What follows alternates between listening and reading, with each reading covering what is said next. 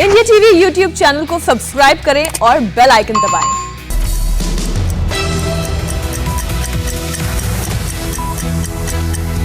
नमस्कार, मैं हुसैन रिजवी।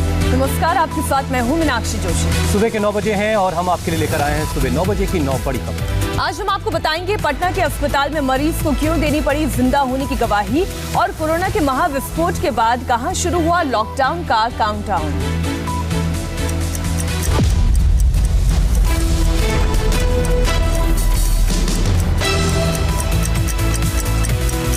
देश में कोरोना की दूसरी चाल डरावनी होती जा रही। पिछले 24 घंटे में नए कोरोना केसेस ने रिकॉर्ड बनाया। 1,70,000 नए केस दर्ज किए गए, जो पूरी दुनिया में सबसे ज्यादा है। इसके अलावा 24 घंटे में 904 मरीजों की जान गई। देश में एक्टिव केस अब 11,96,000 हो गए हैं, जो इससे पहले कभी नहीं। महाराष्ट्र की हालत सबसे ज्यादा खराब है। महाराष्ट्र में कल 63,300 नए केसेस रिपोर्ट किए गए हैं और 24 घंटों में यहां 350 लोगों की जान चली गई।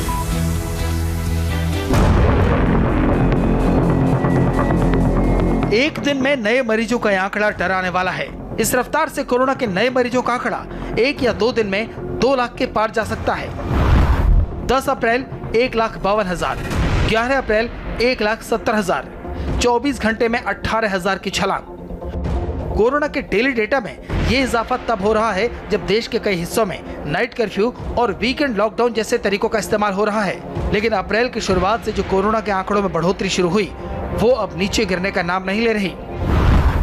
4 अप्रैल को 1,03,794 केस आए, 5 अप्रैल को 96,569, 6 अप्रैल को 1,15,312 केस आए, 7 अप्रैल को 1,26,000 से ज्यादा, 8 अप्रैल को 1,31,000 से ज्यादा, 9 अप्रैल को 1,44,000 से ज्यादा और 10 अप्रैल को 1,52,000 से ज्यादा नए केस आए।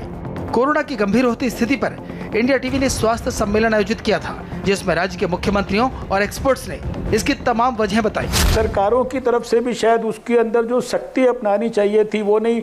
प्रोटोकॉल्स जो बनाए गए भारत सरकार के द्वारा, जो साल भर काफ़ी गंभीरता से फॉलो करने का प्रयास हुआ, उसमें फॉलो करने के प्रक्रियाओं में ढील हुई।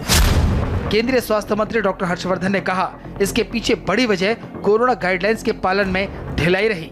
आज स्थिति यह है कि कोरोना के कुल एक्टिव केस 11 लाख से भी ज्यादा हो गए हैं, जो पिछले साल के 10 लाख एक्टिव केस से ज्यादा हैं। इसे देखते हुए कोरोना मरीजों को दिए जाने वाले रेमडेसिविर इंजेक्शन के निर्यात पर केंद्र सरकार ने रोक लगा दी है।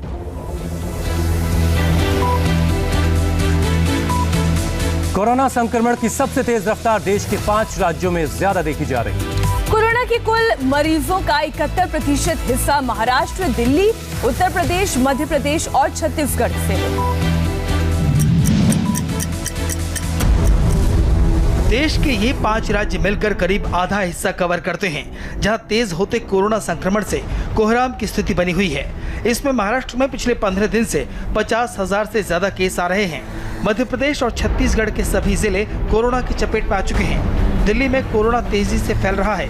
यूपी में एक हफ्ते में ही कोरोना के 71,000 एक्टिव केस हो गए हैं। ये एक्टिव केस 4 जो हमारे जनपद हैं उनमें आधे केस हैं, लखनऊ, प्रयागराज, वाराणसी और कानपुर।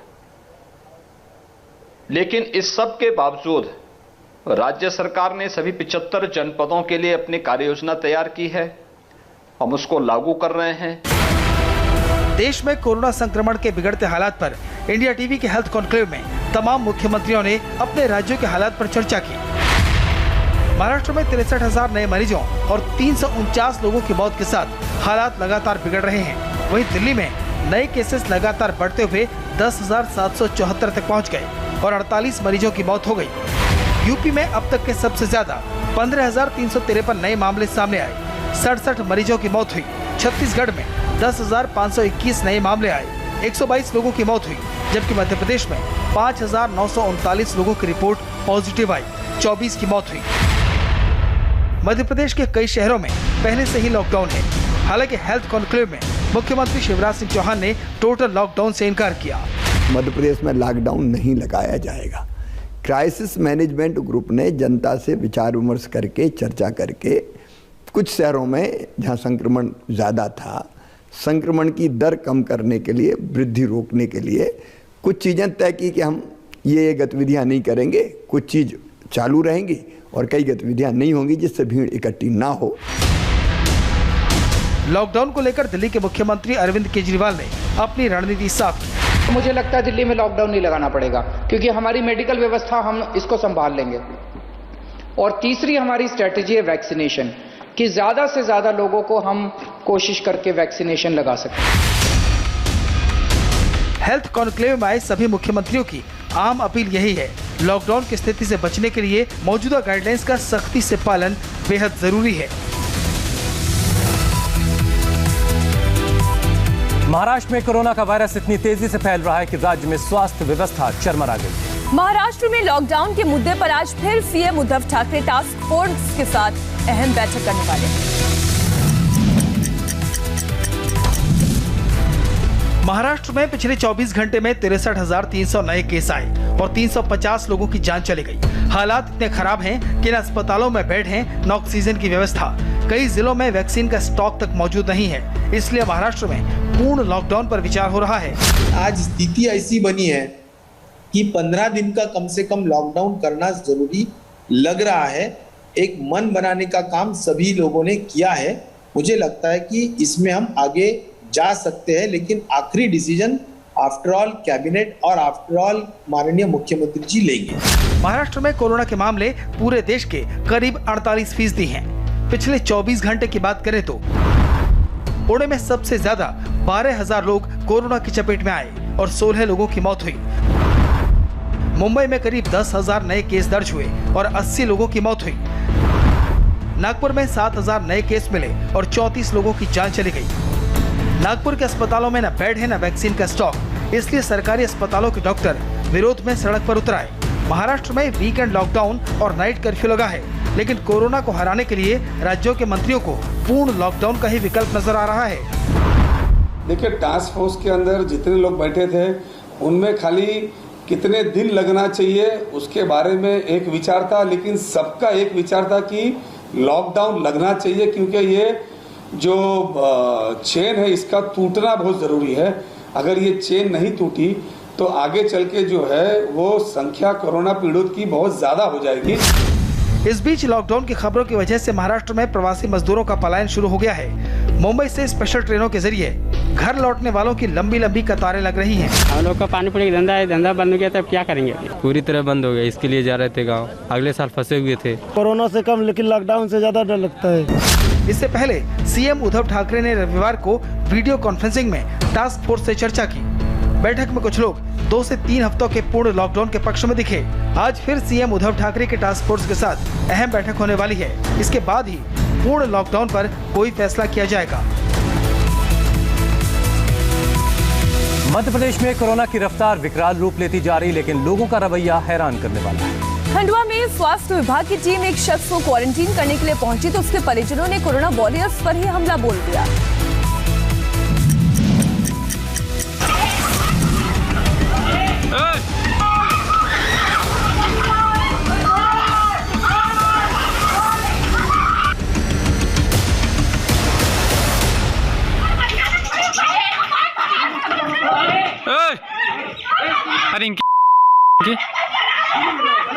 हंगामे और मारपीट की ये तस्वीरें मध्य प्रदेश के खंडवा की हैं।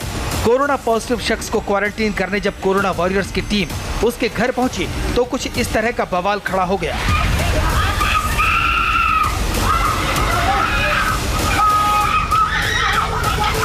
घर वालों ने स्वास्थ्य कर्मियों पर हमला बोल दिया और स्वास्थ्य विभाग की टीमों को कई घंटे तक बंधक बनाए रखा। आखिरकार स्वास्थ्य विभाग की टीम को पुलिस को बुलाना पड़ा, लेकिन परिवार के लोग पुलिस वालों के साथ ही भिड़ गए और फिर ऐसा हंगामा हुआ कि सब देखते रह गए।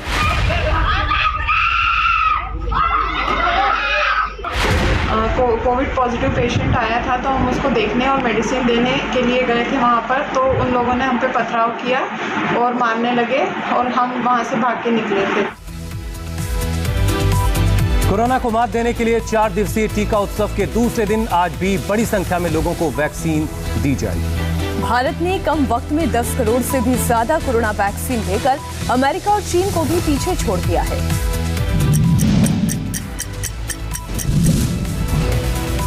कोरोना महामारी की रोकथाम वैक्सीन के डोज से ही संभव है, इसलिए देश में टीका उत्सव चल रहा है। पहले दिन करीब 27 लाख लोगों को वैक्सीन लगाई गई। टीका उत्सव का सुझाव पीएम मोदी ने 8 अप्रैल को मुख्यमंत्रियों के साथ बैठक में दिया था। एक विशेष अभियान चलाकर हम ज्यादा से ज्यादा एलिजिबल लोगों को वैक्सीनेट करें, जीरो वेस्टेज तय करें हम कि इन 4 दिन जो है टीका उत्सव में जीरो वेस्टेज। जिस वक्त देश में संक्रमण तेजी से बढ़ रहा है, उस वक्त देश के करीब 65,000 केंद्रों पर टीकाकरण अभियान चलाया जा रहा है। देश में आज 65,300 से ज्यादा जो है वैक्सीनेशन के केंद्रों पर आज काम हो रहा है। हालांकि कुछ राज्यों में वैक्सीन के स्टॉक में कमी की बात कही जा रही है, लेकिन स्वास्थ्य मंत्री के मुताबिक देश में टीके की कमी नहीं है। बिहार के पटना मेडिकल कॉलेज में डॉक्टरों की लापरवाही का चौंकाने वाला मामला सामने आया। डॉक्टर्स ने अस्पताल में भर्ती जिस कोरोना मरीज को मृत घोषित किया था, वो अंतिम संस्कार से पहले जिंदा मिला। ये पटना का मशहूर पीएमसीएच अस्पताल है। ये मरीज को दिया गया डेथ सर्टिफिकेट है और ये वो मरीज है जो मृत घोषित होने के बाद जिंदा है। नहीं, तबीयत कैसा है मामा? ठीक है। ऐसी घोर लापरवाही का मामला शायद ही आपने पहले कभी सुना होगा। अस्पताल प्रशासन ने पहले तो जिंदा मरीज को मृत घोषित किया, उसके बाद परिवार वालों को गलत शव सौंप दिया। गनीमत थी कि मरीज की पत्नी ने अंतिम संस्कार से पहले उसे पहचान लिया। ये लोग बहुत भाग दौड़ किए बॉडी देने में, बहुत देर के बाद बॉडी मिला तो हम लोग बोले कि कम से कम हमको एक बार बॉडी दिखा दीजिए तब हम घर जाएंगे। बोले कि बॉडी घर नहीं जाता है, आपको बॉडी नहीं मिलेगा। फिर हम एक बार हम लोग देखना चाहते हैं, मेरा सब परिवार, हम दूर से ही देखेंगे लेकिन एक बार हम बॉडी जरूर देखेंगे।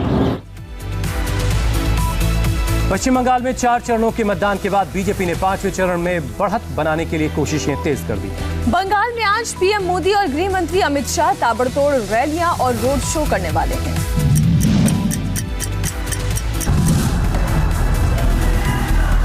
बंगाल में अभी 4 फेज का चुनाव बाकी है। 5वें चरण के लिए बीजेपी का अभियान तेज हो गया है। पीएम मोदी से लेकर अमित शाह तक आज फिर से मैदान में उतरने वाले हैं। पीएम परिवर्तन का दावा कर चुके हैं, आज इसे नतीजे में बदलने के लिए वार पलटवार करेंगे। 2 मई से बंगाल में आशोर परिवर्तन का महायज्ञ शुरू हुआ है। प्रधानमंत्री नरेंद्र मोदी बंगाल की धरती पर आज 3 रैलियां करने वाले हैं। पीएम मोदी की पहली रैली दोपहर 12 बजे वर्धमान में, दूसरी रैली दोपहर 1:45 पर नादिया में और तीसरी रैली दोपहर 3:15 पर बारासात में होगी।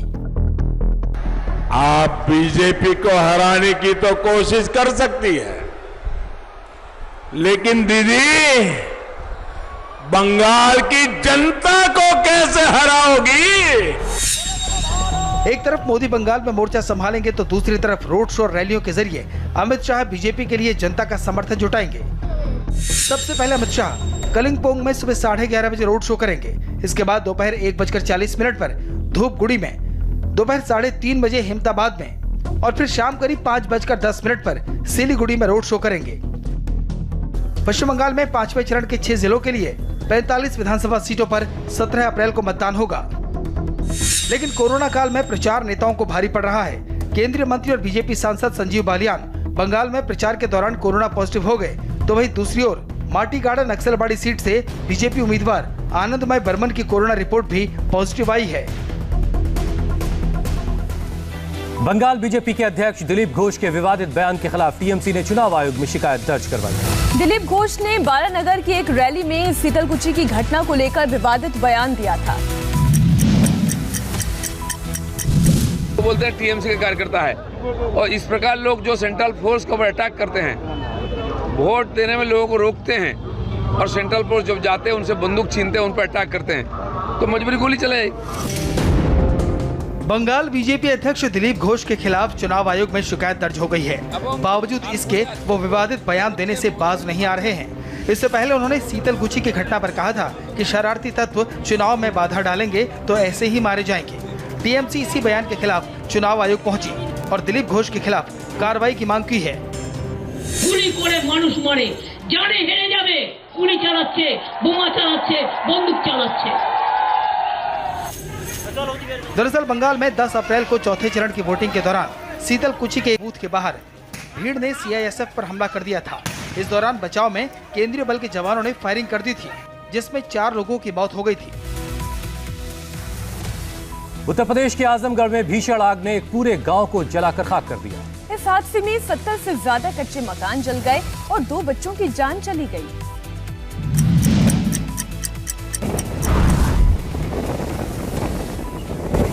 घरों से आग की लपटें उठ रही हैं।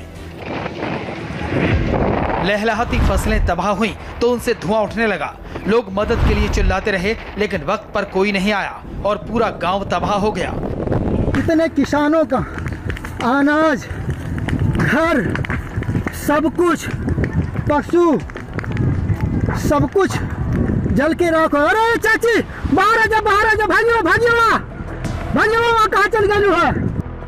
घटना आजमगढ़ के देवरा इलाके की है। एक छोटी सी बस्ती से शुरू हुई आग ने एक के बाद एक 70 से ज्यादा घरों को अपनी आगोश में ले लिया। घरों में रखे सिलेंडरों ने आग में घी का काम किया।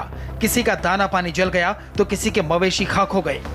क्लियर नहीं हो पा रहा कि कितने जान माल का खतरा हुआ, कितना पशु जले हैं। अभी लोग अपना अपना घर छोड़ करके किसी तरह से अपना अपना जान बचा के निकल जाए। नमस्ते, मैं हूं मीनाक्षी जोशी। वीडियो और खबरों से अपडेट रहने के लिए India TV YouTube channel subscribe करें, बेल आइकन दबाना ना भूलें। जुड़े रहें इंडिया टीवी के साथ।